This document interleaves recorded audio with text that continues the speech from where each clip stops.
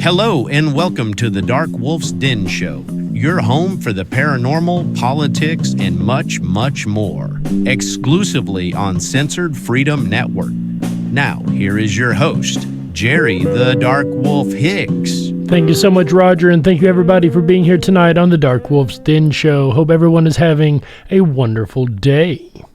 I will apologize beforehand. You guys might hear some stuff in the background. I do have my grandbabies here with me tonight, so if you hear that, try not to get too distracted, right?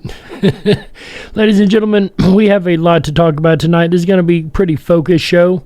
Normally we talk about politics, paranormal, the whole likes. However, there has been a lot going on recently, and it's kind of be political, conspiratorial, I guess you'd say. So we know that there was a plane crash in D.C. recently, right? Wednesday? And we know that it hit a Army Black Hawk. But there's a lot of question as to how that incident occurred. Was it ATC traffic control room error?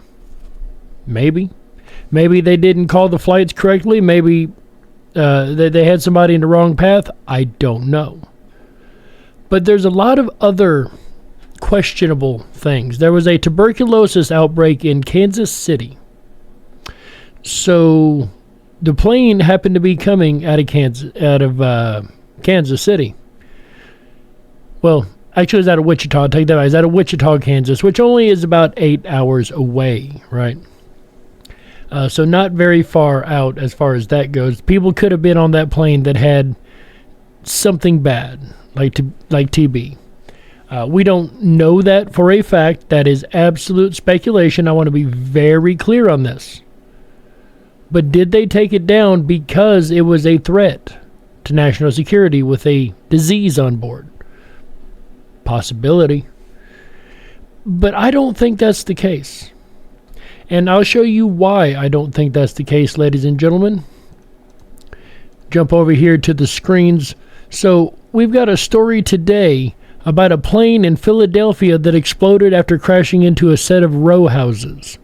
Now, this was a little single-person plane. It wasn't single-person. It had a couple of people on it, but it was a small plane, the way I understand. It wasn't like a jet line or something like that, so that's a plus, I guess. But we've had a lot, and I mean a lot, of crashes and planes falling out of the sky lately, and it begs one to wonder what is actually going on. Is it just pilot error? That's a possibility. We are human, right? Perhaps the pilot messed up. We don't know.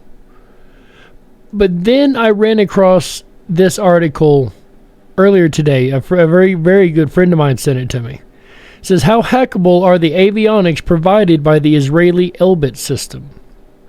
Israel provides all of the operational gear for the Black Hawks, for the drop down that the pilots use, the HUD that the pilots use. Provides avionics for the Black Hawk, F-35, and Apache helicopters, such as advanced mission processing, data modems, helmet-mounted display systems, multi-function displays, and communication systems. So basically everything that runs the airplane is made by an Israeli company.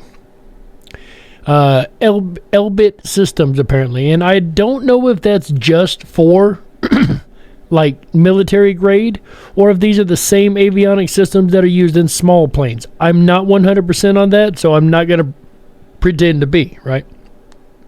But what I do know is there's plane after plane after plane after plane that keeps going down. I spoke with somebody earlier in the know, if you will, a little more in the know than I am. And they were telling me how we do have the capability, ladies and gentlemen, to hack our competitors' aircrafts. Apparently we do it all the time. I say we, the United States. Apparently we do it all the time to other countries. I didn't know that. But that means it's just as easily that our own government or another government could do it to us. Right? Is it a coincidence that right after Trump takes office, all of a sudden there's planes falling out of the sky left and right? I don't know. Maybe it is coincidence. Maybe not. Maybe the deep state has decided that it's going to go all out and just have a straight war. I don't know.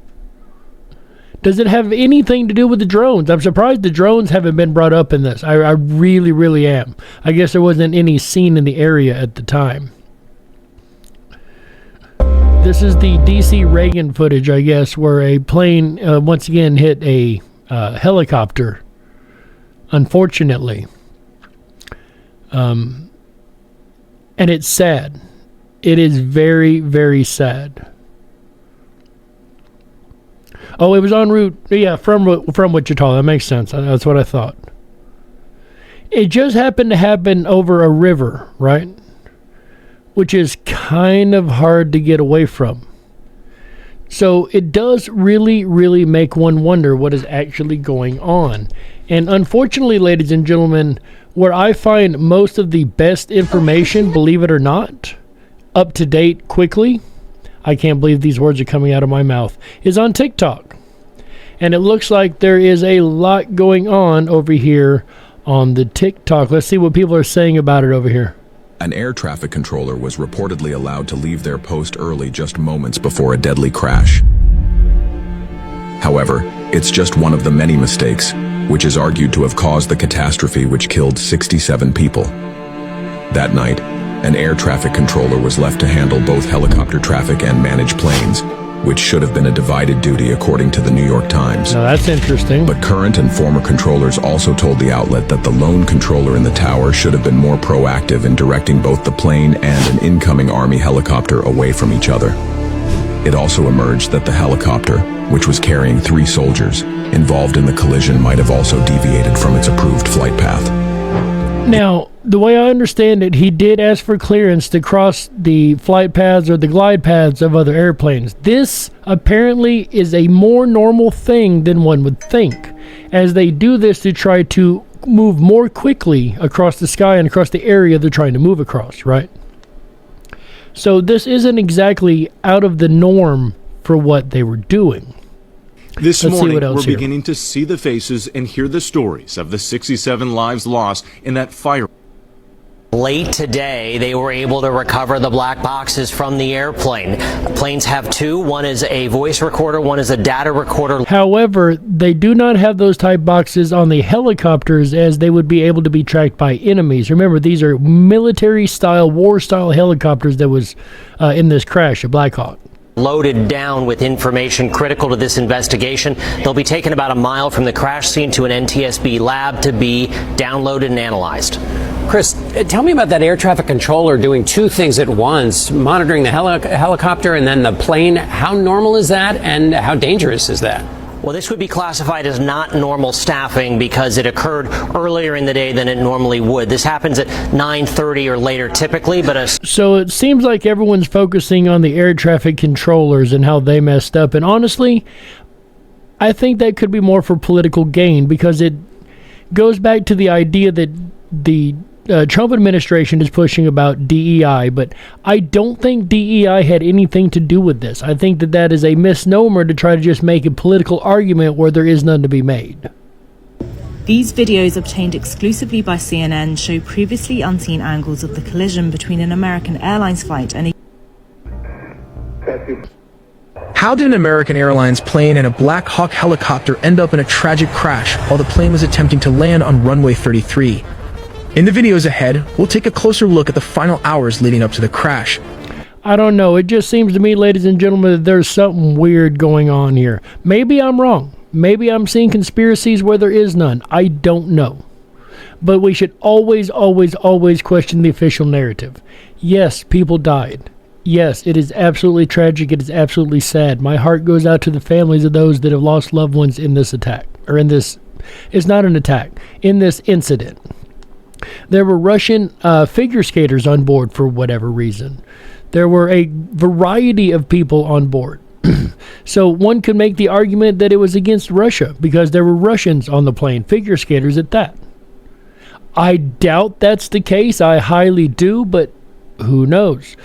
Could this be one last cry from the deep state, one last throw of anger? I doubt it.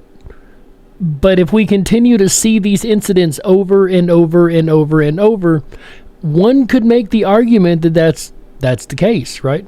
So, ladies and gentlemen, I guess what I'm trying to say is be very, very careful, as I have a feeling this isn't the last thing we're going to see.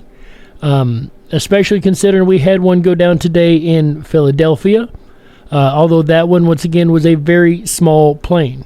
It is interesting, though, that these planes keep falling out of the sky. So I'm going to continue to do research, ladies and gentlemen.